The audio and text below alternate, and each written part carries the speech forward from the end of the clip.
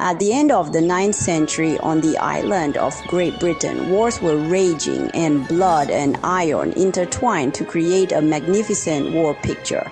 The brushstrokes of history seem to have missed a hero, Blake, Edward's most loyal and brave general, and the soul of this war of unification. His story has never been recorded in official history books, but in the word of mouth of those survivors, his name is as hot as a raging fire, burning in the hearts of every Englishman. After the Roman Empire's withdrawal, Great Britain fell into endless chaos and division. Anglo-Saxons, Celts, Vikings, all competing for survival and glory on this fractured land. Amid the discord, some saw hope for unification. Alfred the Great had resisted the northern Vikings, but true unification was yet to be achieved. This grand mission fell to his successor, Edward, and on this journey, his most trustworthy swordsman was Blake. Born into an aristocratic family in Wessex, Blake received rigorous military training from childhood. Proficient in swordsmanship, adept at cavalry warfare, and possessing excellent strategic vision, he quickly became Edward's most trusted general. After Alfred's death, Edward faced internal and external troubles. Nobles' ambitions and northern Vikings' threats made his throne precarious.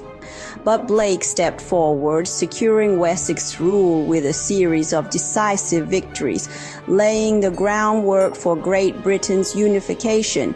In 902 AD, Edward aimed to conquer Danish-controlled East Anglia.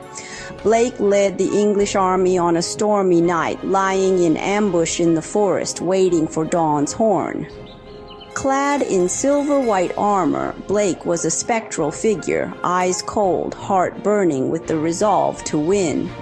As dawn broke, the English surged like a tide into the Danish camp. The enemy was caught off guard, defeated amidst chaos. Blake, like a god of war, was unstoppable. After days of fierce fighting, the English reclaimed lost lands, boosting morale, but the Danes weren't about to surrender. In 910 AD, as the Danes moved south, the clouds of war loomed again. This decisive battle would shape England's future. Blake rallied the army in Tatton, undeterred by the formidable foe. On the oath-taking platform, sword held high, voice clear. Today's battle is not only for my king's glory, but for our people's future. England can no longer be broken.